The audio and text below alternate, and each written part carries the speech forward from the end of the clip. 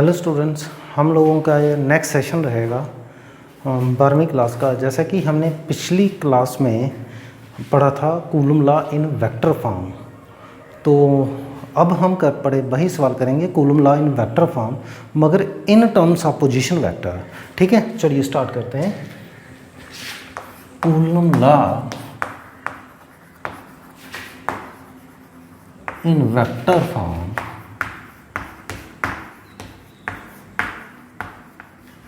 in terms of position vector. अब ये position vector की फॉर्म में रहेगा। ठीक है, तो अब हमें ये बताना चाहिए कि ये पोजीशन वेक्टर क्या होता है। पोजीशन वेक्टर क्या होता है इसको पहले देख लेते हैं, फिर सवाल कर लेंगे, क्योंकि इसका अगर आपको समझ नहीं आएगा तो थोड़ा मुश्किल बन जाएगा। तो देखिए, वेक्टर का आपको पता ही है वेक्टर क्या होता है कि जिसके पास मैग्नीट्यूड भी होता है और डायरेक्शन भी होता है। तो पोजीशन वेक्टर लेट अस से कि मेरे पास कोई दो पार्टिकल हैं, एक ये वाला है और एक ये वाला पार्टिकल है।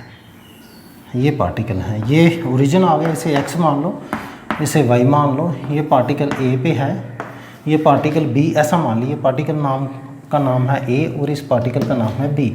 तो इसकी पोजीशन, वो वेक्टर जो इसकी पोजीशन बताता है ओरिजिन से, मीन ओरिजिन से ये पार्टिकल कितनी दूरी पे है, तो वो पोजीशन वेक्टर होगा। तो यानी पोजीशन वेक्टर इसका मान लूँ मैं r1, तो r1 किसकी दूरी बताएगा? पार्टिकल A की। कहाँ से? ओरिजिन से। याद रखिएगा, ओरिजिन से जो दूरी बताता है तो इसकी डायरेक्शन ये होगी। और B पार्टिकल की दूरी कितनी है ओरिजिन से? ओरिजिन मीन्स ये स्टार्टिंग पॉइंट, इसकी दूरी हम r2 वेक्टर कहते हैं। तो ये वेक्टर आ जाएगा किसका? ये पोजीशन वेक्टर आ जाएगा किसका? B का। अब देखिए, B से अगर आप A को देखें, यानी B पे बैठ के अगर आप A को देखें तो ये होगा, यानी यहाँ से आप A को देख रहे हैं तो ये वेक्टर होगा, ये डिस्प्लेसमेंट वेक्टर होगा। तो उस डिस्प्लेसमेंट वेक्टर को हम कहेंगे B to A, ऐसे B से A। अगर आप क्या करते हैं, A से B को देखते हैं तो यूँ होगा इस तरीके से, A से B, तो वो इस तरीके से होगा। तो हम कहेंगे डिस्प्लेसमेंट वेक्टर किसका? B का। ठीक है, फ्रॉम A। तो डिस्प्लेसमेंट वेक्टर वो होता है जो किसी की पोजीशन बताता है अदर देन ओरिजिन से नहीं। तो ये A से B, B से A, ये डिस्प्लेसमेंट वेक्टर होगा। तो जानिए ये हमारे पास क्या आ गया? ये हमारे पास है पोजीशन वेक्टर। पोजीशन वेक्टर, इसको मैं PB लिखता हूँ। किसका है ये है B पार्टिकल का, और B। ठीक है, अब ये क्या है? ये भी पोजीशन वेक्टर है। ये है पोजीशन वेक्टर किसका? ऑफ A का। ठीक है, तो यहाँ पे अगर आपने इसको लिखना है, वैल्यू निकालनी है इसकी, तो आप निकाल सकते हैं डिस्प्लेसमेंट वेक्टर की। वो कैसे? उसके लिए आप यूज़ करिए कि use triangle law of vectors. तो उसमें क्या है, देखिए एरो को देखिए, O से A से B, मैं ऐसे कर दूं, ऐसे O से A से B, तो O से B आ जाएगा। तो ट्राइंगल लॉ ऑफ वेक्टर यही कहता है कि यहाँ से यहाँ जाइए, यहाँ से यहाँ जाइए, तो वो किसके बराबर होगा? यहाँ से यहाँ, यानी O से A प्लस A से B इज इक्वल टू किसके बराबर? O से B। तो देखो O से A क्या है? ये आपका R1 वेक्टर है, इसका नहीं पता। और ये क्या है? R2 वेक्टर है। तो यानी हमारे पास AB वेक्टर किसके बराबर आ गया? ये हमारे पास आ गया R1 vector minus R2 vector. ये हमारा AB वेक्टर हो गया। और इसे हम क्या कहेंगे? Displacement vector. क्या कहेंगे? Displacement vector. Displacement vector. ठीक है, तो वो क्या था? पोजीशन वेक्टर था R1 और R2। अगर इसी तरीके से अगर आप यूं लिखना चाहते हैं, ये देखो,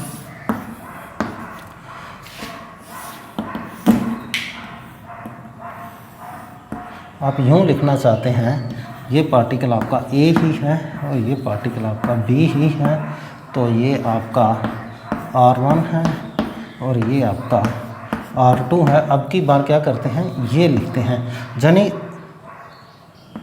ये ए आ गया, यानी ओ से बी, बी से ए इज इक्वल टू ओ से ए। ठीक है जी, ये एक्स और ये वाई। तो इस पे हम ट्रायंगल लॉ अगर अप्लाई करें तो यूज़ करें triangle law of vector by using law of vectors, तो हमारे पास क्या होगा, वो होगा ओ से बी प्लस ओ से बी, बी से ए, एरो को देखते जाओ, प्लस बी से ए इज इक्वल टू ओ से ए।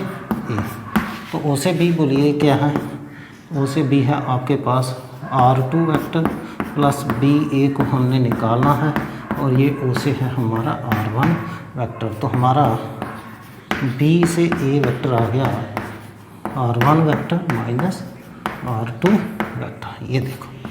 ठीक है, तो ये भी क्या है, डिस्प्लेसमेंट वेक्टर है। ठीक है, बी ए क्या है, डिस्प्लेसमेंट वेक्टर है, ए बी क्या है, डिस्प्लेसमेंट वेक्टर है, R1 क्या है, पोजीशन वेक्टर है ए का, और R2 क्या है, पोजीशन वेक्टर है बी का। तो अभी तक तो हम पोजीशन वेक्टर देख पाए। ठीक है, हाँ एक और टेक्निक है, बड़ा इजी सा है। ये देखो दोनों एरो यहाँ पे मिल रहे हैं ना, बी पे मिल रहे हैं, तो बी का पोजीशन वेक्टर क्या है, R2, तो सीधा R2 माइनस R1 कर दो, तो ये ए बी आ जाएगा, ये होगा ए बी वेक्टर। ठीक है, ए बी वेक्टर ऐसे, ए बी वेक्टर। ठीक है, तो और ये क्या है, बी से ए, ये है आपका बी ए वेक्टर। तो ये क्या है, डिस्प्लेसमेंट वेक्टर। देखो दोनों एरो यहाँ पे हैं, तो कहाँ पे जुड़ रहे हैं, बी पे, तो बी का पोजीशन वेक्टर क्या है, R2, तो सीधा R2 माइनस R1 कर दो, तो वो किसकी वैल्यू आ जाएगी, ए बी की। थी देखो R1 R2 minus R1, R2 minus R1, हाँ R2 माइनस R1, यहाँ पे गड़बड़ किया है, A B is equal to this is R2 and this is R1। ठीक है, A B is equal to R2 minus R1। अब यहाँ पे देखें तो ये क्या है, दो एरो यहाँ पे मिल रहे हैं, कहाँ पे मिल रहे हैं, ए पे मिल रहे हैं, तो ए पे ये बी ए क्या होगा, R1 माइनस R2, ए का पोजीशन वेक्टर क्या है, R1, तो R1 में से R2 निकाल दीजिए, ये आ गया। तो अब हमें एक बात और पता है कि वो क्या है, कि हमें पता है कि R is equal to R into R। अब ये क्या है, ये मैग्नीट्यूड है, ये मैग्नीट्यूड डायरेक्शन दोनों को रिप्रेजेंट कर रहा है, और ये क्या है, मैग्नीट्यूड किसका, इसका, ये मैग्नीट्यूड है, और ये क्या है, डायरेक्शन किसकी, इसकी। ठीक है ना, और इसी को क्या बोलते हैं, यूनिट वेक्टर। ये है ना यूनिट वेक्टर, यही है आपका यूनिट वेक्टर। अब इसको यूँ भी लिखा जा सकता है, ध्यान से देख लो, R is equal to R vector, ये मैग्नीट्यूड है, इंटू R। देखो जब कभी ऐसा लिखा जाए तो इट मीन्स बाढ़ में आ गया, तो ये मैग्नीट्यूड की बात करेगा। इसको ऐसा भी लिखा जा सकता है, या फिर ऐसा भी लिखा जा सकता है। अगर खाली आप डायरेक्शन निकालना चाहते हैं तो डायरेक्शन के लिए आप यूँ लिख सकते हैं, R vector divided bye R, ये इस तरीके से। ठीक है, तो ये आपको पता चल गया कि हम क्या यूज़ करेंगे, कि हमारे पास A B vector, displacement vector कैसे निकलेगा, ए बी और बी ए। एक बात और है, ये भी आपको पता चल गया, एक बात और है कि इनका R1 माइनस R2 को हम यूनिट वेक्टर की शेप में कैसे लिख सकते हैं। जैसे ये देखो R1 माइनस R2 है, तो मैं इसको ऐसे भी लिख सकता हूँ, R1, ये वेक्टर है ना, अगर ये वेक्टर है तो इसका मतलब इसका मैग्नीट्यूड क्या होगा, R1 माइनस R2, ये आ गया मैग्नीट्यूड, और इसकी डायरेक्शन कैसी होएगी, इनटू R1 माइनस R2, ये।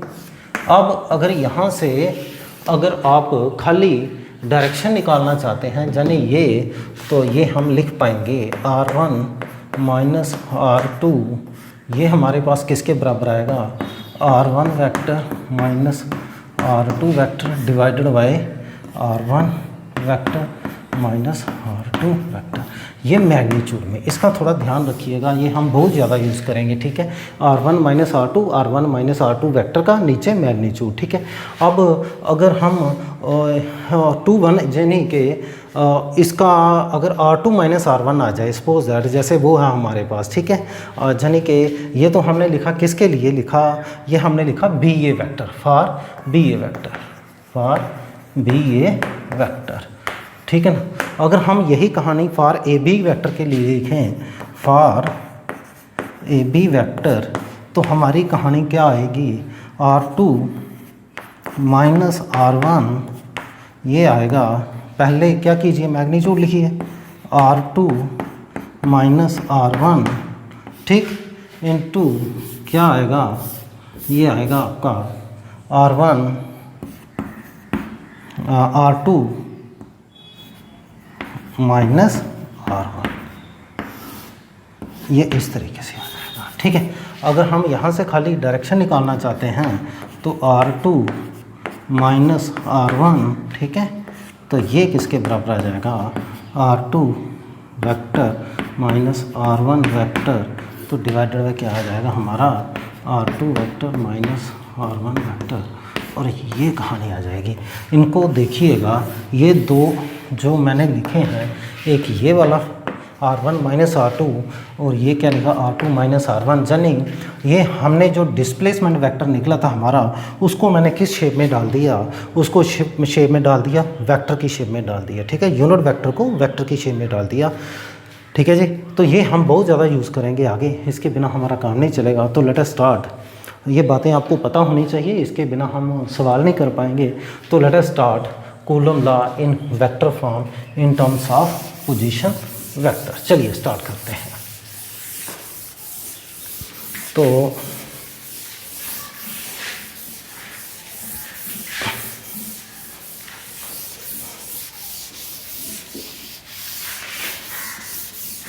चलिए स्टार्ट के हमारे पास है, जैसे सपोज दैट, अब हमारा आएगा coulomb law in terms of position vector.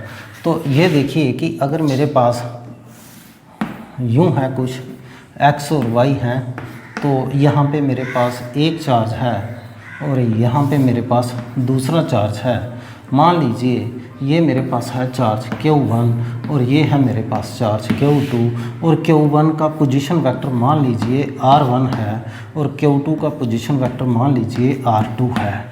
अब इसमें भी दो केसेस आ जाएंगे, तो मैं लिख लूँगा केस फर्स्ट, व्हेन Q1 और Q2 का प्रोडक्ट क्या होगा, 0 होगा, 0 से बड़ा होगा। तो देन क्या होंगे, then charges have like charges, then the charges are like, charges are like charges होंगे, लाइक चार्जेस मीन दोनों सेम होंगे, and the force between them क्या होएगी, इस क्या होएगी, रिपल्सिव, ठीक है। इन दोनों के बीच फोर्स कैसी होएगी, रिपल्सिव, क्योंकि Q1 Q2 ग्रेटर देन 0 है, ये भी पॉजिटिव ये भी पॉजिटिव, तो दोनों का प्रोडक्ट भी पॉजिटिव आएगा, वो 0 से बड़ा होगा। अगर ये भी नेगेटिव ये भी नेगेटिव, तो दोनों का प्रोडक्ट फिर पॉजिटिव आएगा, वो भी 0 से बड़ा होगा। यानी दोनों केसेस में ये पॉजिटिव होंगे, ये भी पॉजिटिव ये भी पॉजिटिव, या फिर ये भी नेगेटिव ये भी नेगेटिव। तो कहानी क्या हुई कि अब ये वाला इसको धक्का मारेगा, यूँ ये देख लीजिए, ये वाला चार्ज इसको धक्का इधर मारेगा, तो फोर्स किस पे लगेगी, फोर्स लगेगी जनाब 1 पे और लगाएगा 2, और ये फोर्स कौन सी होगी, ये फोर्स लगेगी Q2 पे और लगाएगा 1। यानी जैसे हमने पीछे कहा था कि जो पहले लिखा जाएगा उसके ऊपर फोर्स लगेगी, यानी Q2 पे फोर्स लग रही है, 1 लगा रहा है तो ऐसे ही तो लगाएगा रिपल्सिव, 1 पे लग रही है तो 2 लगा रहा है तो धक्का ऐसे ही तो मारेगा। अब दूसरी बात कि यहाँ पे यूनिट वेक्टर डाल दीजिए, अगर देखिए 2 से 1 है तो 2 से 1 तो यूनिट वेक्टर ऐसा ही होगा।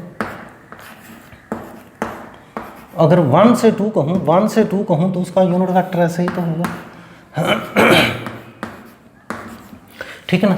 ये यूनिट वेक्टर आ गया 2 से 1, मैंने कल बताया था, इसने इसको कोई चीज़ दे दी तो ऐसे दी तो 2 से 1 ऐसा होगा, अगर इसने इसको कोई चीज़ दी है तो 1 से 2 ऐसे होगा, ये रहा, ठीक। अब देखिए कि फोर्स रिपल्सिव है, तो हम क्या करते हैं, इसके लिए थोड़ी सी कहानी लिख लें कि मान लीजिए कंसीडर दैट कर लेते हैं, क्या Q1 and Q2 represents 2 point charges, कैसे 2 पॉइंट चार्जेस, ठीक है। एक को आप A पे मान लो और एक को आप बी पे मान लो, ठीक है जी। एक को आपने ए पे मान लिया और एक को आपने बी में मान लिया। 2 पॉइंट चार्जेस हैं at A and B, at line at A and B respectively, ठीक है जी। उसके बाद क्या आ गया, उसके बाद R1 लिख लो, R1 एंड R2 क्या है, ये रिप्रेजेंट्स पोजीशन वेक्टर्स। ये क्या है, पोजीशन वेक्टर्स हैं किसके, ए एंड बी के, of Q1 and Q2 respectively, ठीक है जी। और क्या है, और है फोर्स है। फोर्स क्या है, फोर्स 1 2 को लिख लो, फोर्स किस पे लिख दो, ऑन Q1 किसके करके, Q2, और क्या है F21 है, ये लिख लो, फोर्स ऑन Q2, ठीक है, ड्यू टू Q1, ये भी हो गया। अब उसके बाद यूनिट वेक्टर है, ये लिख लो 1 2, ये क्या है, यूनिट वेक्टर है। यूनिट वेक्टर कहाँ से, फ्रॉम Q1 टू Q2, और दूसरा क्या है R21, ये क्या है, ये है unit vector from Q2 to Q1, ठीक है जी। तो ये हमारी कहानी आ गई कि हमने कंसीडर क्या क्या किया है, ठीक है। तो उसके बाद हम सीधा सीधा चलते हैं फोर्सेस का मैग्नीट्यूड निकालते हैं, ठीक है जी। अभी तक हमारी ये कहानी हुई, तो let us find force between 2 point charges when they are of the same nature, जब उनका नेचर कैसा है, सेम है, यानी फोर्स कैसी होगी, रिपल्सिव। तो हमने कुछ नहीं करना है, हमारा सवाल ये है कि हमने इसका मैग्नीट्यूड निकालना है और इसका मैग्नीट्यूड निकालना है। तो चलिए स्टार्ट करते हैं। नो बोलो, F12 ये क्या आएगा, कि Q1 Q2 डिवाइडेड बाय 1 2, तो इसका डायरेक्शन लिख लीजिए, R21 का स्क्वायर, डिस्टेंस का स्क्वायर, इनटू क्या आएगा, 1 2 की डायरेक्शन देखो कौन बता रहा है, 1 2 की डायरेक्शन ये वाला बता रहा है कि ये यूनिट वेक्टर बता रहा है, इसकी डायरेक्शन ये बता रहा है, यानी फोर्स और ये यूनिट वेक्टर का डायरेक्शन सेम है, R21 R21। अब कुछ मत कीजिएगा, इसका वैल्यू निकाल के इधर डाल दो तो सवाल ख़त्म, ठीक है। अब R21 किसके बराबर है, हमें ये देखना है। यानी R21 की बात कर रहे हैं तो ये हुआ, यानी ये कहानी हुई, ये वाली, यानी यहाँ से यहाँ, यहाँ से यहाँ और यहाँ से यहाँ। और अब ये R21 किसके बराबर आएगा, दोनों मिल रहे हैं, कहाँ पे मिल रहे हैं, इस पॉइंट पे मिल रहे हैं, ए पे। तो ए पे कौन है, Q1, तो इसका पोजीशन वेक्टर के R1, तो ये इसकी वैल्यू क्या आ जाएगी, इसकी R21 की, ये रहा, ये आएगा R1 माइनस R2। तो but R21 is equal to क्या आएगा, R21 आएगा हमारा R1 माइनस R2। देखो एक बात और है, मुसीबत बनेगी, इसको मैं लिखूँगा R21 divided by R21 vector का मैग्नीट्यूड। वो देखो क्यों, क्योंकि ये वही कहानी है, ये देख लो, ये देखो R vector is equal to R into R vector, ठीक है ना। तो अगर मैं इसकी वैल्यू निकालना चाहता हूँ डायरेक्शन की, देखो अब पहले ये देख लो, ये वेक्टर है, ये रहा आपका वेक्टर, आज ये मैग्नीट्यूड है किसका, इसका, तो ये रहा मैग्नीट्यूड, ये किसका, इसका, और ये क्या है, डायरेक्शन किसकी, इसकी, और ये रही डायरेक्शन किसकी, इस फोर्स की, ठीक है। तभी तो 1 2 और 2 1 की डायरेक्शन सेम लिया हमने, ठीक है। अब देखिए, अब इसकी डायरेक्शन, इसका वैल्यू निकालना है, तो ये किसके बराबर होगा, R वेक्टर किसके बराबर होगा, R डिवाइडेड बाई R, या फिर ऐसे कर लीजिए, या फिर ये इसको मैं ऐसे भी लिख सकता हूँ, ये मैग्नीट्यूड डायरेक्शन, ठीक है, एक ही बात है, ठीक है। तो वही मैंने किया कि R21 ऊपर क्या आ गया, वेक्टर, ये लीजिए वेक्टर, नीचे मैग्नीट्यूड, ये रहा मैग्नीट्यूड, ठीक है ना। तो ये हमारी बात आ गई। अब R21 किसके बराबर है, R21 ये वाला, R21 की वैल्यू देखो, ये वेक्टर किसके बराबर है, ये डिस्प्लेसमेंट वेक्टर है ना, यहाँ से यहाँ अगर वेक्टर की बात करें तो इसकी, ये यहाँ से यहाँ 2 1, ये ऐसे हुआ, तो ये किसके बराबर होगा, R1 माइनस R2। अरे यार वही है, O से B, यहाँ से ना ओ से बी, बी से ए, बी से ए, तो किसके बराबर आ रहा है? ओ से ए। अब देख लो बी से ए, बी से ए यही तो है ना, यही है आपका क्या है ये R21, क्या है R21। तो ओ से ए आपका क्या है? ओ से ए है आपका R1 वेक्टर, और ये क्या है आपका R21 वेक्टर, और ओ ए क्या है आपका ये ओ भी आपका R2 वेक्टर है, और ये है आपका R1 वेक्टर। तो ये ए बी ये क्या है आपका R21 वेक्टर। तो R21 वेक्टर किसके बराबर हो गया? R1 माइनस R2, ठीक, यानी कि ये इसके बराबर हो गया। तो बट ये देखो R21 हमने क्या लिखा है? ये लिखा है, ठीक है ना। तो R21 की वैल्यू मैं इस R1 इसको मैं ये लिख सकता हूँ कि ये देखो R21 किसके बराबर है? ये मैग्नीट्यूड है, डायरेक्शन है, तो ये लिखूँगा इनटू डायरेक्शन लिखूँगा, यही तो है ना R21 की डायरेक्शन, ठीक है ना। अब R21 क्या है? वो ये है, ठीक है ना। तो मैं इसको क्या लिखूँ? ये देखो इसको मैं क्या लिखूँ? मैं देख लो एक बार बताऊँगा, फिर आगे आप समझ आइएगा। R1 माइनस R2, तो ये किसके बराबर आ गया? ये हमारा मैग्नीट्यूड आ गया। मैग्नीट्यूड क्या आएगा? R1 माइनस R2, ऐसे ऐसे। फिर ये क्या है? डायरेक्शन है, तो क्या आएगी? R1 माइनस R2, तो डायरेक्शन आएगी, ठीक है ना। अब इस डायरेक्शन को खाली लिखना है हमें, तो इसकी वैल्यू चाहिए था ना, और ये किसके बराबर आएगा? ये आएगा, यानी इसकी जगह ये, इसकी जगह ये, इसकी जगह ये, इसकी वैल्यू हमें चाहिए थी, यानी इसकी चाहिए थी। तो ये क्या आ जाएगा? R1 माइनस R2, तो ये हमारे पास आएगा गुरुजी, क्या आएगा जी? R1 माइनस R2 वेक्टर, ठीक, divided by R1 minus R2 vector, ये आएगा। ये देखो, यानी ये मैग्नीट्यूड आ जाएगा हमारा, ठीक है। यानी R1 माइनस R2 इसके बराबर आ जाएगा। यानी कहने का मतलब हमारा ये है कि ये देखिए, ये देखो R21 तो हमें पता चल गया कि R21 हमारा क्या है?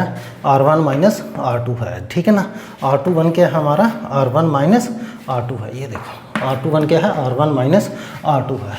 तो ये हमारा क्या आ जाएगा? ये वाली कि ये जनाब आ जाएगी F12 इज इक्वल टू के Q1 Q2 डिवाइडेड बाय, अब R21 की जगह मैं क्या डालूँ? ये देखो R21 की जगह मैं डालूँगा, ये देखो R21 क्या आया हमारा? R21 R1 माइनस R2, तो इसकी जगह क्या आएगा? R1 माइनस R2, इसका आएगा स्क्वायर, ठीक। अब R21 क्या आया मेरा? R1 माइनस R2, तो ये R1 माइनस R2 वेक्टर है, यूनिट वेक्टर, तो ये लीजिए, ठीक। बट R1 माइनस R2 किसके बराबर है? ये टर्म, ये इतनी, तो अब इसकी जगह ये डाल दीजिए। तो F12 हमारा क्या आ जाएगा? F12 हमारा क्या आ जाएगा कि Q1 Q2 डिवाइडेड बाय आएगा R1 माइनस R2, ये स्क्वायर आ जाएगा, और इसकी जगह क्या डाल दूँगा? R1 माइनस R2, ये ऐसे, ठीक है ना। तो नीचे क्या आ जाएगा? R1 माइनस R2 ऐसे, और ये। अब देखो ये क्या बनेगा? 2 ये एक पावर ये है, बेसिस सेम पावर सेटेड, तो ये क्या बन जाएगा? क्यूब बन जाएगा। अब इसको मैं मिटा सकता हूँ, चलिए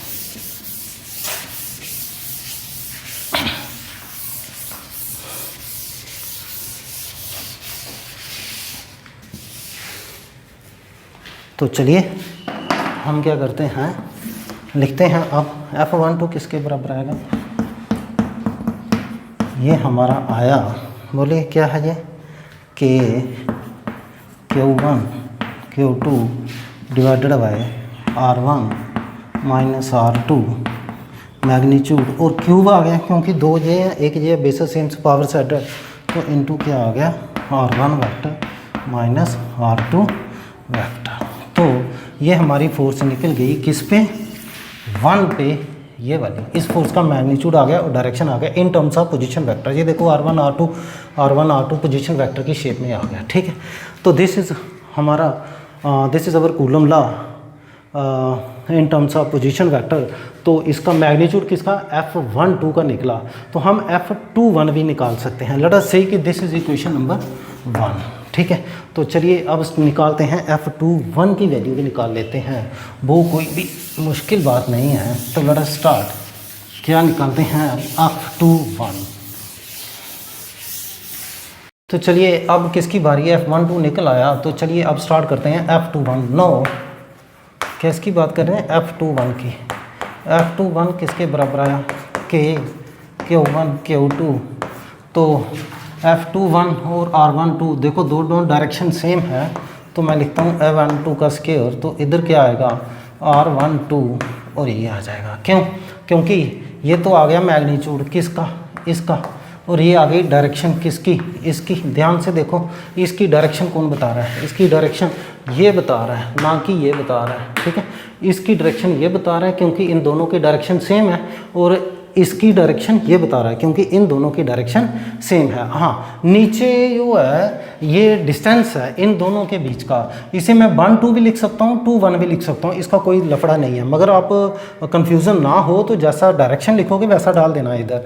इसको मैं 2 1 भी लिख सकता हूँ, यानी R2 माइनस R1 का स्क्वायर भी लिख सकता हूँ, R1 माइनस R2 का स्क्वायर भी लिख सकता हूँ, दोनों सेम ही बात है। क्योंकि ये जो है ये डिस्टेंस है और स्केलर क्वांटिटी है, मगर दिस इज़ वेक्टर क्वांटिटी। आप इसको 1 2 2 1 नहीं लिख सकते, इसका थोड़ा ध्यान रखिएगा, मगर इसको आप लिख सकते हैं, ये डिस्टेंस है। तो चलिए स्टार्ट करते हैं। अब R12 क्या है, ये है, ये चीज़ आएगी ये वाला इस साइड। तो देखो जाने के ये देखो ये आपका R1 है और ये आपका R2 है, ठीक है। ये Q1 है A पे और ये Q2 है B पे। अब ये फोर्स आई है और इधर डायरेक्शन क्या है, देखो ये क्या है R12, ठीक। तो ये देखो ये फोर्स किस पे आई है, ये आई है जनाब फोर्स 2 पे 1 पे करके। तो इन दोनों की डायरेक्शन सेम है और इसका ये पोजीशन वेक्टर है। अब क्या करेंगे, इधर वेक्टर ये कैसे आएगा, A से B आएगा, ये होगा डिस्प्लेसमेंट आपका, ठीक है, ये यूँ आएगा। अब इसकी वैल्यू निकालेंगे। अब देखो एरो कहाँ पे मिल रहे हैं, यहाँ पे मिल रहे हैं दोनों के, कहाँ पे B पे मिल रहे हैं एरो। तो इसका मतलब है कि इसको मैं लिख सकता हूँ R12 को लिख सकता हूँ R2 माइनस R1, ठीक है। तो इसका थोड़ा ध्यान रखिएगा। तो अगर आप लिखना चाहते हैं तो ये लिख लो कि ये क्या होगा, यहाँ से यहाँ, यहाँ से यहाँ क्या है R1 वेक्टर प्लस यहाँ से यहाँ क्या है ये नहीं पता, तो इसको क्या लिखूँ 1 2 R12 वेक्टर, ठीक है ना। 1 से 2 तो R12 वेक्टर, जैसे AB लिख दो, इसे AB vector is equal to यहाँ से यहाँ OB वेक्टर, ये क्या है R2 वेक्टर है। यानी कि R12 मेरे पास क्या आ गया, R12 वेक्टर मेरे पास आ गया R2 माइनस R1 वेक्टर। इसका ध्यान रखना, ठीक है। ये हमने पीछे किया, सिर्फ एरो देखते जाओ, यहाँ से यहाँ, यहाँ से यहाँ, यहाँ से यहाँ। तो यहाँ से यहाँ क्या है R1 वेक्टर और यहाँ से यहाँ क्या है R12 वेक्टर। इसकी डायरेक्शन में लिख लो R12 वेक्टर। ये एक्चुअली है क्या, ये है आपका AB वेक्टर और ये क्या है OA वेक्टर और ये क्या है AB वेक्टर और ये क्या है OB वेक्टर, ये OB वेक्टर। तो R12 क्या आ गया R2 माइनस R1, ठीक। अगर आप इसको दूसरी शेप में लिखना चाहते हैं तो वो भी लिख लो कि R12 किसके बराबर होगा, बट R12 किसके बराबर होगा, R12 ऐसे ऐसे ऐसे और R12 ऐसे, ठीक है ना। अगर आप R12 की वैल्यू निकालना चाहते हैं ऐसे, तो ये क्या होगा R12 vector divided bye R12, ये वाला। अब देखो R12 क्या है R2 माइनस R1, तो ये होगा R2 माइनस R1 वेक्टर और ये किसके बराबर होगा R12 फिर वही R2 माइनस R1 वेक्टर, ठीक है ना। तो ये ऐसे, तो डिवाइडेड बाय R12, ये यूनिट वेक्टर है तो ये सॉरी ये मैग्नीट्यूड है, तो ये आ जाएगा R1 माइनस R2 मैग्नीट्यूड का, ये लीजिए इसके यानी आपकी ये, हाँ ये क्या है, ये थोड़ा हमने ये R1 माइनस R2 ये यूनिट वेक्टर होगा, R1 माइनस R2 ये यूनिट वेक्टर होगा, ठीक है ना, क्योंकि ये यूनिट वेक्टर था तो यूनिट वेक्टर आया इज इक्वल टू वेक्टर ये डिवाइडेड बाय मैग्नीट्यूड का स्केयर। ये स्केयर हम आगे लिखेंगे तो ये इस तरीके से आ जाएगा। स्केयर तो हम जब यूज़ करेंगे ये वाला स्केयर तो तब लिखा जाएगा, ठीक है। फिर देख लीजिए ये आ गया vector is equal to magnitude direction, तो direction is equal to vector divided by magnitude. तो डायरेक्शन ये आ गया, मैग्नीट्यूड ये आ गया, और क्योंकि R12 की वैल्यू हमने ये निकाल ली है R2 minus R1 divided by R1 minus R2, जहाँ फिर आप ऐसा कीजिए 1 2 की जगह फिर वही डाल दीजिए R2 माइनस R1। एक चीज़ और ध्यान से देखिए, फिर मैं बोल रहा हूँ इसको आप R2 माइनस R1 भी लिख सकते हैं, R1 माइनस R2 भी डाल सकते हैं, क्योंकि दिस इज मैग्नीट्यूड, ठीक है। तो ये R2 minus R1 is equal to R1 minus R2, ठीक है। तो चलिए आगे चलते हैं, वैल्यू भर देते हैं, कुछ नहीं है।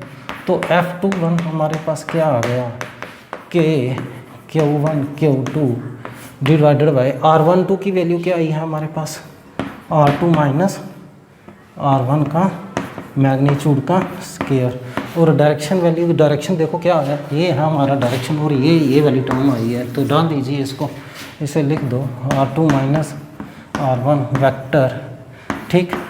तो divided by R2 minus R1 क्या मैग्नीट्यूड, ठीक है जी। अब ये लिख लीजिए F21 के Q1 Q2 डिवाइडेड बाई 2 और 1 3, ये ना बेसिस सेम पावर सेटेड, तो R2 माइनस R1 की पावर 3 आ जाएगी, इनटू क्या आ जाएगा R2 माइनस R1 वेक्टर, ठीक है। तो ये आपके पास इक्वेशन नंबर आ गई सेकंड, ठीक है। तो हम यहाँ से क्या देख पाए, ये आपकी इक्वेशन फर्स्ट है, और ठीक है। तो ये आपके लिए लिखा मैंने ये वाला, ठीक है, वैल्यू निकालने के लिए। तो ये आपके पास इक्वेशन फर्स्ट है, ये इक्वेशन सेकंड है। तो इक्वेशन फर्स्ट एंड सेकंड, ये इक्वेशन फर्स्ट एंड सेकंड आपकी वेक्टर लॉ को क्या करती हैं, equation first and second represents coulomb law in vector form, in vector form in terms of position vector, ठीक है जी। तो आप यहाँ से ये भी शो कर सकते हैं कि 1 2 किसके बराबर है, 2 1 के बराबर है, मगर नेगेटिव, यानी 1 2 माइनस ऑफ F21, ठीक है। वैल्यू डाल दो, कुछ नहीं करना है। तो आप देखो कि ये जो आपका आ रहा है 1 2, और दूसरी साइड क्या आ रहा है आपका 1 2, और पीछे था 2 1, ये दोनों एक दूसरे के अपोजिट हैं, यानी ये R21 R2, ये आपका R2 माइनस R1 और R1 माइनस R2 दोनों एक दूसरे के अपोजिट हैं, यानी नेगेटिव हैं, ठीक है जी। क्योंकि R1 2 और पीछे वाला R2 1 दोनों एक दूसरे के अपोजिट हैं, दोनों के बीच का एंगल 180 डिग्री है, ठीक है जी। अब देखो फोर्सेस रिपल्सिव हैं, तो ये क्या है 2 1, तो यहाँ पे आया 1 2, जैसे पीछे वाले सवाल में जो हमने पिछले लेक्चर में देखा था उसे देख लीजिएगा, 2 1 1 2। मगर ये 1 2 जब हमने पोजीशन वेक्टर में लिखा तो ये 1 2 किस में आ गया, ये क्या है, ये है यूनिट वेक्टर। जब इसको पोजीशन वेक्टर में लिखा तो ये जनाब निकल के ये आ गया R2 माइनस R1। तो हुआ क्या, 2 1 क्या बन गया R2 माइनस R1। इसमें भी देखो 1 2 क्या बन गया R1 माइनस R2 बन गया, ठीक है। मगर ये है पोजीशन वेक्टर की शेप में, वो ट्रायंगल लॉ यूज़ करके ये हमारा आया था। तो एक्चुअली में 2 1 1 2 और 1 2 2 1, इसका ध्यान रखिएगा, डायरेक्शन इसकी और इसकी सेम रहती है। कब, जब फोर्सेस कैसी हों, रिपल्सिव, ठीक है जी। चलिए तो अब यहाँ से देख सकते हैं कि अगर आप ये शो करना चाहते हैं कि ये फोर्सेस एक्शन रिएक्शन है तो वो भी शो कर सकते हैं, ठीक है। बट फ्रॉम फिगर फर्स्ट, ये फिगर फर्स्ट डाल दीजिए, हमें क्या पता है यहाँ से, देखो कि R21 है जो नेगेटिव है R12 के, ठीक है। तो इससे क्या पता चलता है, R21 क्या है, देखो R21 ये है ना, तो ये है R2 1 2 आया, ये वाला आया 1 2, यानी ए आया आपका, ये ए है, ये बी है, ए बी वेक्टर है आपका, that is A B vector है आपका, ए से बी वेक्टर है आपका R2 माइनस R1 और बी ए वेक्टर है आपका R1 माइनस R2। यानी कहने का मतलब हमारा ये है, कुल मिला के आप यहाँ पे शॉर्टकट में लिख लो कि R21 क्या है आपका, R21 किसके बराबर है, R21 ये रहा, तो ये है R1 vector minus R2 vector and ये देखो R12 किसके बराबर है, ये देखो 1 से 2 ये आया तो 2 minus 1 R2 vector minus R1 vector. तो 1 2 2 1 दोनों एक दूसरे के अपोजिट हैं, है ना, बट है ना, ये दोनों एक दूसरे के अपोजिट हैं। तो आप क्या करो कि वैल्यू डाल दो 2 1 की जगह 2 1 क्या था, 2 1 क्या था आपका, ये देखो 2 1 है आपका R1 minus R2, that is R1 minus R2 ये है यूनिट वेक्टर है। तो इसको अगर आप मैग्नीट्यूड की शेप में लिखना चाहते हैं तो वो बड़ी लंबी चौड़ी कथा जाएगी, ठीक है। तो आप यूँ लिख लो, बट R12 ये देख लो, क्योंकि हमारे पास ये देखो ये चीज़ पोजीशन वेक्टर से डायरेक्ट डालो, फिर कहाँ लंबा चौड़ा स्टोरी लिखेंगे, फिर दोबारा उसे छोड़ो, आप यूँ लिख लो R1 minus R2 is equal to negative of R2 minus R1 vector, ठीक है। तो इसका मतलब है कि R21 वेक्टर इसके अपोजिट है। तो चलिए अब वैल्यू डाल दो आप, R1 माइनस R2 की जगह ये डाल दो, यानी F12 की वैल्यू, पुट दिस वैल्यू, इसको नंबर दे दो आप 3, तो पुट कर दो किसको, 3 को कहाँ फर्स्ट में, तो हमें क्या मिला, ये देखो F12 क्या आया, Q1 Q2 divided by R1 minus R2 ऐसे ए क्यूब, ठीक है। तो और साथ में क्या आ गया हमारा, R1 माइनस R2 की जगह क्या डालूँगा मैं, माइनस ऑफ क्या R2 माइनस R1 वेक्टर, ठीक है। अब ये देखो, इसको क्या करें, इसको यूँ करो F12 is equal to negative को पीछे लिखो कि Q1 Q2 divided by R1 minus R2, ठीक है। ये क्यूब आ गया आपका, तो ये क्या आएगा R2 माइनस R1, ठीक है ना। और व्हाट इज़ दिस, ये आपकी पूरी की पूरी टर्म क्या है, ये है आपकी R21, ठीक है। तो यहाँ से हम क्या देख पाए, that is F12 is equal to minus of F21। तो हमें क्या पता चला कि ये दोनों फोर्सेस कैसी हैं, एक्शन रिएक्शन है। अगर ये आपकी क्या है, एक्शन है, तो ये कैसी है, रिएक्शन है। यानी इलेक्ट्रिक फोर्सेस आपकी कैसी हैं, एक्शन और रिएक्शन फोर्सेस है। और कल हमने पिछली वीडियो में हमने एक बात देखी थी कि एक्शन रिएक्शन फोर्सेस कब होती हैं, दोनों फोर्सेस का मैग्नीट्यूड एक जैसा होना चाहिए, डायरेक्शन अपोजिट होनी चाहिए, यानी उनके बीच का एंगल 180 डिग्री होना चाहिए, और अलग अलग बॉडीज़ के ऊपर लगनी चाहिए, और नेचर सेम होना चाहिए। और एक चीज़ कल मिस हो गई थी कि फोर्सेस कहाँ पे लगनी चाहिए, ये जो लाइन है ना, जो दोनों को जॉइन कर रही है, इस लाइन जॉइनिंग के अलांग लगनी चाहिए, यानी इन दोनों चार्जेस को जो लाइन जॉइन कर रही है उस लाइन के अलांग लगनी चाहिए ये दोनों फोर्सेस। देखो दोनों के अलांग लग रही हैं, तो ये है कि forces should act along the line joining the two charges, ठीक है। तो this is all about your coulomb law in terms of position vector form का।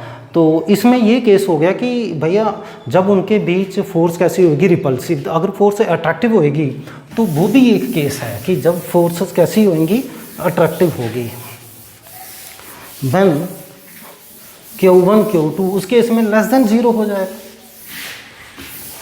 उस केस में क्या होगा, लेस देन 0 हो जाएगा, Q1 Q2 लेस देन 0। तो वो भी हम निकाल सकते हैं। कंफ्यूज मत होइएगा, आपको इतना लंबा चौड़ा नहीं लिखना एग्जाम में, एग्ज़ाम में जैसे वो तो पूछेगा नहीं आपको कि पोजीशन वेक्टर में निकालिए कि ऐसा निकालिए। अगर आपको सिंपली पूछता है वेक्टर फॉर्म में लिखिए तो पिछली वीडियो वाला सवाल डाल दीजिएगा, उसमें भी दोनों केस लिखने की ज़रूरत नहीं है, सिंपली एक ही केस लिखिएगा when Q1 Q2 greater than 0, जो आपको अच्छा लगता है। तो 1 2 माइनस F2 1 प्रूव कर दीजिए, सवाल ख़त्म। अगर वो पोजीशन वेक्टर में पूछता है तो इसमें भी एक ही केस लिखिएगा, जहाँ तो Q1 Q2 ग्रेटर देन 0, जहाँ Q1 Q2 लेस देन 0, यानी जहाँ रिपल्सिव वाला केस, जहाँ अट्रैक्टिव वाला केस, उसमें भी दोनों इक्वेशन लिखने की ज़रूरत नहीं है, ठीक है। तो आप दोनों इक्वेशन से यानी F12 F21 लिख लो, ये दोनों लिख लो और प्रूव करके दे दो कि ये दोनों एक दूसरे के इन्वर्स हैं, यानी एक दूसरे के अपोजिट हैं, उनके एक दूसरे के साथ ये अपोजिट डायरेक्शन में लग रही हैं फोर्सेस। तो दिस इज़ ऑल अबाउट, बाकी लंबी चौड़ी कहानी लिखने की ज़रूरत नहीं है। तो आपके लिए मैं लिख देता हूँ कि व्हेन केस सेकंड लिख लो कि व्हेन Q1 और Q2 का प्रोडक्ट क्या हो, लेस देन 0 हो। जब ऐसा होगा तो उस वक्त क्या होगा, उस वक्त चार्जेस कैसे होंगे, चार्जेस है ऑपोजिट नेचर, यानी have unlike, charges are unlike, ऐसे लिखो, चार्जेस आर अनलाइक। चार्जेस कैसे होंगे, अनलाइक होंगे।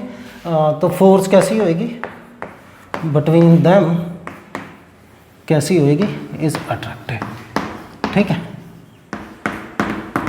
तो इस केस में अगर आप लिखना चाहते हैं तो लिख लो यूं करके x और यूं y।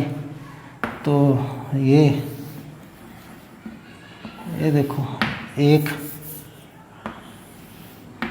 ये आ गया, एक ये आ गया, ओ इसे R1 बोल दो, इसे Q1 कह दो और इसे Q2 कह दो, ठीक। तो इसको R2 कह दो, ठीक। और फोर्स अब अट्रैक्टिव है, यानी कि लेस देन 0 है, यानी ये पॉजिटिव तो ये नेगेटिव, अगर ये पॉजिटिव तो वो नेगेटिव। अब ये वाला इसको यूं खींचेगा, तो ऐसे खींचेगा, तो ये फोर्स किस पे लग रही होगी, ये फोर्स लगी इस पे, किस पे लगी, 1 पे लगाई किसने, 2 ने।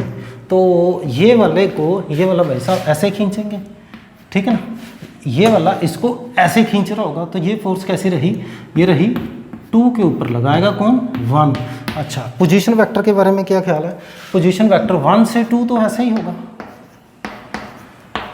1 से 2 और 2 से 1 ऐसे ही होगा, ठीक। तो बस खत्म, मैग्नीट्यूड निकाल दो, सवाल खत्म। तो ये y एक्सिस पे डाल दो, ये प्लेन में दो चार्जेस रखे थे हमने, ठीक है। तो नो F12 किसके बराबर आ जाएगा, कि Q1 Q2 divided bye direction देख लो इसका, F12 और किसका डायरेक्शन सेम है, 12 और R12 का डायरेक्शन सेम है। तो मैं इधर 12 लिख देता हूँ, तो इधर मेरा 12 का डायरेक्शन ये आ जाएगा, ठीक है। अब 12 है तो ये ऐसे है, यानी इस तरीके से है, ठीक है ना, इस तरीके से। तो ये R2 माइनस R1 होगा, ये देखो ऐसे है ना, तो R2 इस पे मिल रहे हैं, इस पे मिल रहे हैं, B पॉइंट पे मिल रहे हैं, तो B पे कौन है, Q2, तो सीधा हो जाएगा R2 माइनस R1, क्योंकि इसकी वैल्यू निकालनी है। तो ये R12 हमारे पास क्या होगा, R12 होगा हमारा R2 माइनस R1। तो मैं इसको लिख सकता हूँ, हाँ एक बात और देखिए कि बट R12 किसके बराबर होगा, ये होगा R12 डिवाइडेड बाय R12 ये होगा, ठीक है ना। अब इसकी वैल्यू आपको पता है, R12 की वैल्यू वो क्या होगी, R12 क्या होगा, इसकी वैल्यू R12 क्या होगी, R2 minus R1, R2 minus R1, ठीक। R2 माइनस R1, तो डिवाइडेड क्या आ जाएगा, R2 माइनस R1 का मैग्नीट्यूड। अब कुछ मत करो, ये वैल्यू उठा के इधर डाल दो। तो ये हमारा 1 2 3, इसे चलो इक्वेशन दे दो x, ठीक है। तो देयरफॉर x बिकम्स, इसे y मान लो, क्या मान लो, y। तो पुट कर दो कि किसको, y को इन x। तो हमारे पास क्या आ जाएगा, हमारे पास आ जाएगा F12 is equal to K Q1 Q2 divided by R12 की वैल्यू क्या डालूँगा, R2 minus R1, R2 minus R1 का स्क्वायर। तो बीच में इसका वैल्यू क्या आ जाएगा, इसका वैल्यू आपका ये आ जाएगा, ये वाला, तो यही वैल्यू भरनी थी। तो चलिए आपका क्या आ गया, R2 माइनस R1, ठीक है ना। तो नीचे आ जाएगा R2 माइनस R1, तो ये क्यूब बन जाएगा। तो F12 आपका आ जाएगा Q1 Q2 divided by R1 minus R2 minus R1, ठीक है जी। 2 और ये एक बेस सेम पावर सेटेड, तो आ जाएगा R2 माइनस R1, ठीक है। तो ये हमारे पास आ गया किसकी, F12 की वैल्यू। अब इसी तरीके से जाने कि F12 जाने इसका मैग्नीट्यूड हमारा निकल गया। इसके साथ हमने ये फोर्स ऐसे लग रही है, ये देखो इस तरह, क्योंकि ये वाला इसको पकड़ के यूं खींचेगा, तो इसका 1 से 2 ये डायरेक्शन डाल के हम सवाल ख़त्म कर देंगे। तो चलिए इसी तरीके से हम क्या निकाल सकते हैं, 2 1 निकाल सकते हैं। तो चलो स्टार्ट करते हैं। F क्या आंसर 2 1 मीन्स ये वाली फोर्स निकालेंगे, इसके साथ ये डाल देंगे, दोनों की डायरेक्शन क्या है, सेम है। तो चलिए स्टार्ट करते हैं। नो F21 हमारे पास क्या आएगा, Q1 Q2 डिवाइडेड बाय किसकी डायरेक्शन है, 2 1 का स्क्वायर इंटू R21 ये, बट इसे नाम दे दीजिएगा, Z की जगह कोई नाम दीजिए, XYZ, तो इसे नाम दे दो P, लेट अस से इक्वेशन P, बट R21 किसके बराबर है, R21 डिवाइडेड बाई R21 ये वेक्टर, और ये अब 2 1 की वैल्यू निकाल लो। 2 1 कैसे है, 2 से 1 ये गया, इधर मिले है ना, ये इधर मिले ना, अरे यार ये देखो, ये देखो मैं बताता हूँ यहाँ पे, ये देखो ये ऐसे हैं, ये है, ये कौन है आपका Q1, और ये कौन है Q2, ये कौन है R1, ये कौन है R2, तो ये कौन है F21 ना, F21, और इस साइड कौन है R21 ना, R21, ठीक है। इसी साइड ये देखो R21, अंदर बाहर लिखने का कोई मीनिंग नहीं है, इसका सिर्फ डायरेक्शन शो करने का है। तो दोनों कहाँ मिल रहे हैं, R21 यहाँ पे मिल रहे हैं, ये देखो। तो R21 क्या हो जाएगा, R1 माइनस R2, जैसे मैंने कहा था पीछे कर लीजिएगा, बट R21 किसके बराबर है, R21 यहाँ से R1 minus R2, R1 minus R2, ठीक है। तो ये वैल्यू इधर डाल दीजिए, फिर इसको इधर डाल दीजिए, तो ये क्या आ जाएगा, ये हमारे पास आ जाएगा R21 is equal to, R21 की वैल्यू क्या आ जाएगी, R1 माइनस R2, ठीक है ना। तो डिवाइडेड बाय ये क्या आ जाएगा, R1 माइनस R2, मगर कैसे, मैग्नीट्यूड में, ठीक है जी। अब ये वैल्यू उठा के P इसे मान लो Q, इस Q को कहाँ डाल दो, यहाँ पे डाल दो, कहाँ पे, इस जगह पे डाल दो। तो चलिए, तो हमारी क्या आ जाएगी, हमारी वैल्यू आ जाएगी, ये देखो, तो हमारी वैल्यू आ जाएगी F21 is equal to Q1 Q2 divided by R21 की जगह क्या आएगा, R21 की जगह आपका आएगा R1 माइनस R2, ये ऐसे इंटू R12, ये इसकी जगह आपका आएगा ये, तो ये आएगा R1 माइनस R2 वेक्टर, तो divided by R1 minus R2, ये ऐसे क्या, ठीक है जी। तो ये इधर स्क्वायर आएगा, ठीक है। तो ये हमारे पास क्या आ जाएगा, F21 is equal to K Q1 Q2, हमारे पास क्या आएगा, ये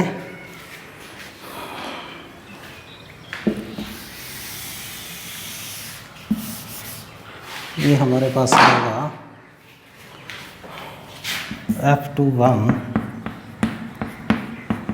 K Q1 Q2 divided by R1 minus R2 की power 3 into R1 minus R2। ये इस तरीके से।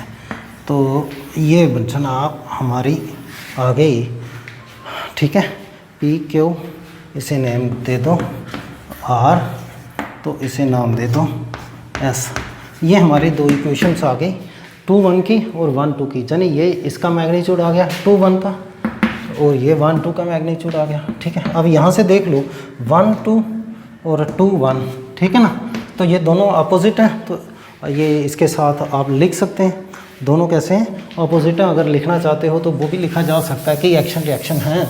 बट ये देखिए ये और ये वाला दोनों अपोजिट हैं, ठीक है।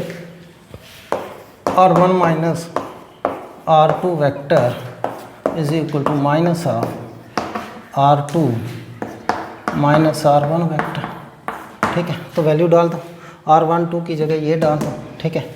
तो हम क्या करेंगे, तो therefore R becomes equation R क्या आ जाएगी हमारे पास, R हमारे पास आ जाएगी F21 is equal to K Q1 Q2 divided by R1 minus R2 इसकी पावर Q, और 1 2 की जगह ये डालूँगा minus R2 minus R1 vector. अब क्या होगा, F21 is equal to minus इधर डाल दो K Q1 Q2 divided by R1 minus R2 cube, और क्या आएगा R2 माइनस R1, ठीक। अब इसे देख लो, ये क्या है, ठीक है। और ये टर्म क्या है, ये वाली, ठीक है। ये आपकी क्या आ गई, ये टर्म आ गई, ठीक है। तो हम क्या पाया कि F21 किसके बराबर आ गया, माइनस ऑफ, और ये क्या है F12 माइनस ऑफ F12। यानी अगर ये क्या है, एक्शन है, तो ये वही क्या है, रिएक्शन है। यानी कूलम का लॉ ओबे करता है किसमें, इन टर्म्स न्यूटन का लॉ ओबे करता है, न्यूटन का law, coulomb law obeys Newton's third law, Coulomb's law obeys Newton का थर्ड लॉ। यानी अगर एक एक्शन हुआ तो दूसरा क्या होगा, रिएक्शन होगा। तो ये हमने दोनों केसेस में देखा कि जब Q1 Q2 ग्रेटर देन 0 होगा तब भी ये कहानी होल्ड कर रही थी, जब Q1 Q2 लेस देन 0 था तो तब भी होल्ड कर रही थी। यानी दोनों केसेस में, ग्रेटर देन 0 और लेस देन 0, दोनों केसेस में ये कहानी होल्ड कर रही थी। तो this is all about your coulomb law in vector form in terms of position vector. Next term में हम लोग पढ़ेंगे एक प्रिंसिपल जिसे कहते हैं सुपरपोजिशन प्रिंसिपल। फिर उसके बाद हम कुछ सवाल करेंगे स्केलर फॉर्म पे और वेक्टर फॉर्म पे। Till then good bye.